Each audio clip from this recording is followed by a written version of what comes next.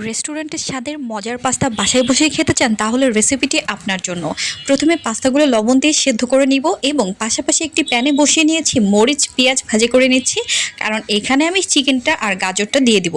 Chicken আমার আগে থেকেই ভাজা ছিল, এই জন্য এর মধ্যে হালকা করে আবার একটু ভেজে নিচ্ছি এবং গাজর দিয়ে দিয়েছি, সাথে মরিচ দিয়েছি। আপনারা যদি বেশি স্পাইসি পছন্দ করেন সেই ক্ষেত্রে মরিচের গুঁড়া ধনে গুঁড়াও অ্যাড করতে পারেন।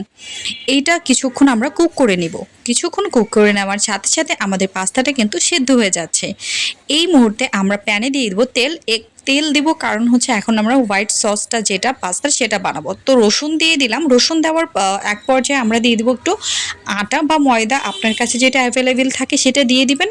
আপনার যতটুকু পরিমাণ ক্রিমিনেস আপনারা যতটুকু চান ঠিক ততটুকু পরিমাণে হচ্ছে আটাটা দেবেন এবং আটা দেওয়ার পর কিছুক্ষণ নাড়াচাড়া করবেন যাতে দলাটা না পাকিয়ে যায়। এবং আপনারা লিকুইড দুধ ইউজ করতে পারেন, গুঁড়া দুধ গরম পানিতে বা কুসুম গরম পানিতে গুলিয়েও আপনারা ব্যবহার করতে পারেন।